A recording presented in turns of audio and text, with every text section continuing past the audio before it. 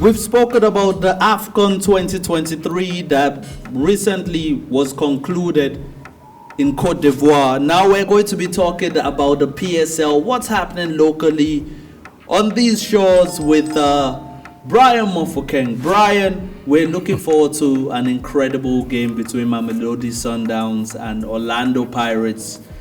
And I know you're going to be able to brief me about what to expect from this game. It's going to be fireworks out there. Mamelodi Sundowns Pirates game, you really find draws. Mm-hmm. Goalless draw is something that is very, very unpopular in this fixture over the years. Yes. But also what is very interesting is the Sundowns are on a serious great run at the moment. They haven't lost a game since 2022, by the way, in the league in South Africa. But they also lost recently against Pirates, and that was in a cup tie.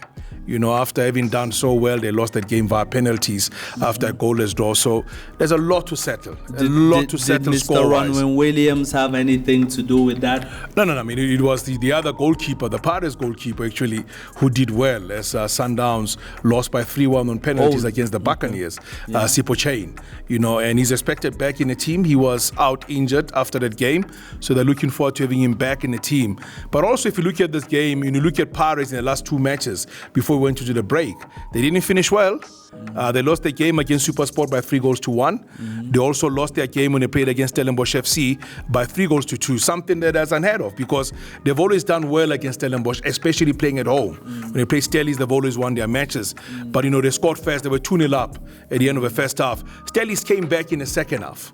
They scored a goal in the first half. They scored a goal in the second half. Pirates 2-0 the scoreline was with just 31 minutes left. Stellies scored 3 goals within a space of 8 minutes to win by 3-2. Wow. Stellenbosch FC was the team that really did well in 2023. Remember, they also walked out with the champions when they won the Carling Knockout competition, their first trophy ever in the Premier Division. So that's how interesting things are looking like. Sundowns on top on 38 points.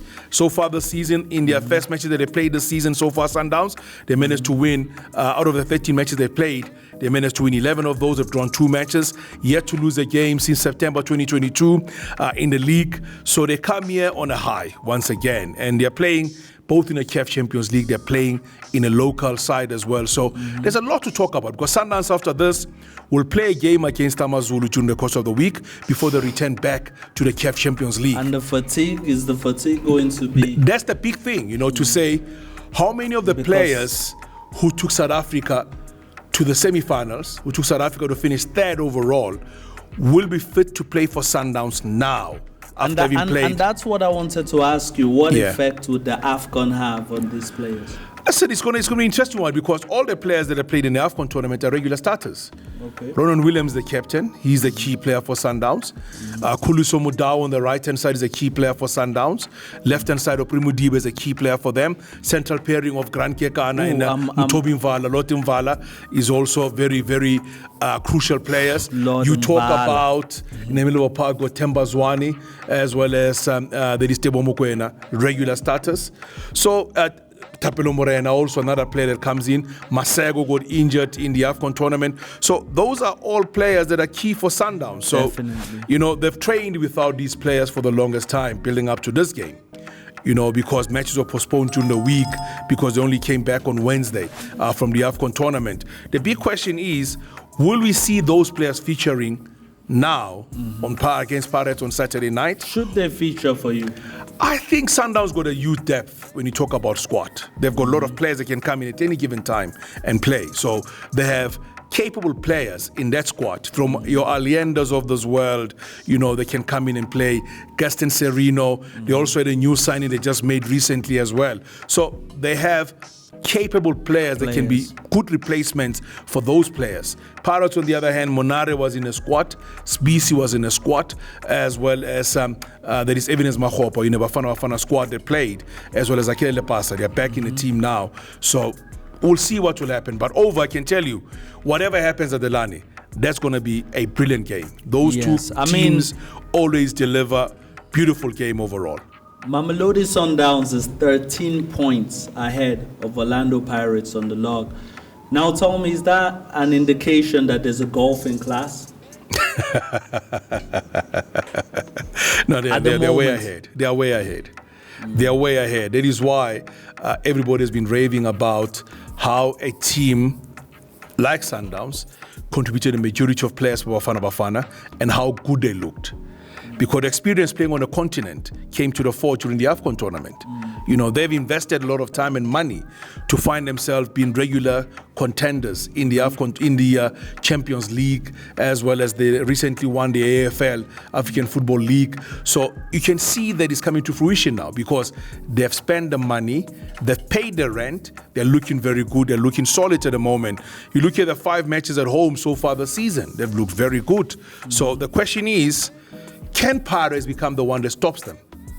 Can Pirates become the team that comes to Tshwane and stops Sundowns, a train that is running out with everything in South African football?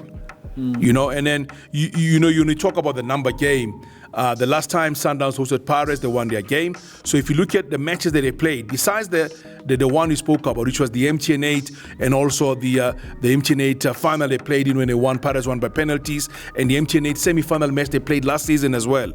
Sundowns have dominated the fixture in recent times.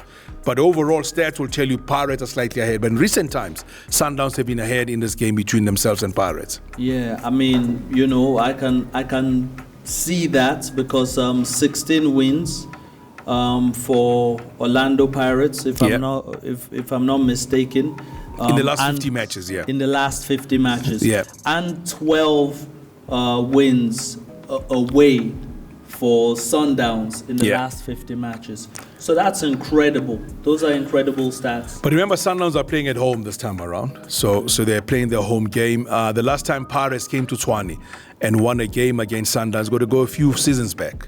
You know, they've not been able to come to Tshwane and win matches. The last time they won a game in Tshwane against Sundowns in the league was on the 13th of January 2018, the last time they won a game on the road against Sundowns. So it's going to be an interesting one to see how they're going to be able to come up here with the numbers. And if you look at the matches that they played, in those 50 you mentioned, 9 of those were victories for Pirates on the road against Sundowns, while Sundowns have won 10. So there's just a very close gap between them in the last 50 matches where Sundowns have played host against Pirates.